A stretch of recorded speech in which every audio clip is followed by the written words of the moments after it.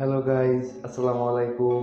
সবাই কেমন আছেন? আশা করি প্রত্যেকেই অনেক ভালো আছেন। আল্লাহর রহমতে আমিও ভালো আছি। তো বন্ধুরা, বরাবর মতো চলে আসলাম আপনাদের মাঝে নতুন আরেকটি ভিডিও নিয়ে। আমি সৈয়দ হুসাইন। তো গাইস, আমাদের আজকের এই ভিডিওতে আমি আপনাদের মাঝে শেয়ার করব দারুণ একটি ট্রিক্স প্লে স্টোরের। আমরা দেখা গেছে যখন অ্যাপ্লিকেশন প্লে স্টোর থেকে ডাউনলোড করি অথবা ইনস্টল করি, তো অ্যাপ্লিকেশনটি যখন আমরা আবার আনইনস্টল করতে যাই, তখন দেখা গেছে আমাদের ওই অ্যাপ্লিকেশনটি আর আনইনস্টল হচ্ছে না।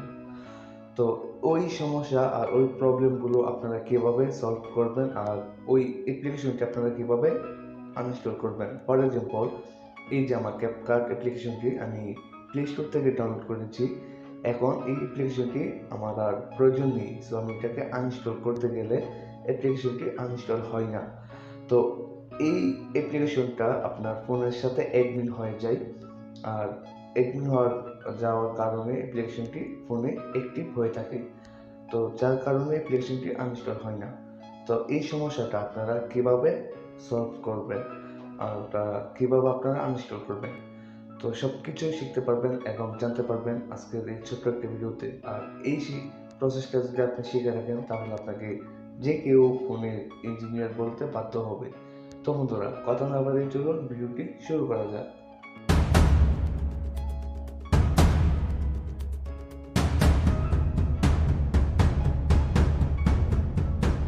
Okay guys, welcome back. So আমি প্রথমে বলে নিচ্ছি, আপনি যদি আমার এই চ্যানেলে নতুন দর্শক হয়ে থাকেন, তাহলে চ্যানেলটি সাবস্ক্রাইব করে পাশের বেল বাটনটিতে ক্লিক করে অলে প্রেস করে দেবেন এবং এই ভিডিওটির পরবর্তী অংশটুকু কন্টিনিউ করবেন।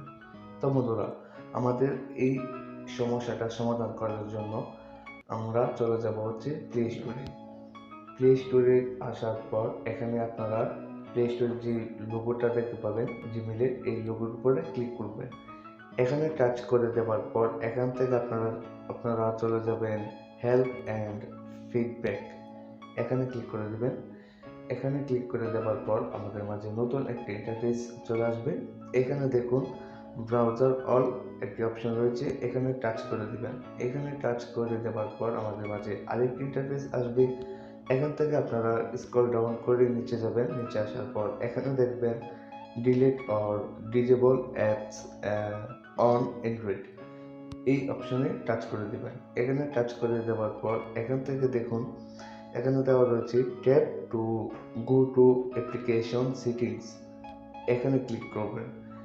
এই অপশনে টাচ করে দেওয়ার সাথে সাথে আপনার অ্যান্ড্রয়েড ফোনে যতগুলো অ্যাপ্লিকেশন রয়েছে বা যতগুলো অ্যাপ্লিকেশন থাকবে, সব অ্যাপ্লিকেশনগুলো এখানে শো হবে। আপনার যে অ্যাপ্লিকেশনটি এখান থেকে আনইনস্টল হচ্ছে না, আপনার ফোন থেকে আনইনস্টল হয় না, তো ওই অ্যাপ্লিকেশনটাকে এখানে খুঁজে বের করবেন।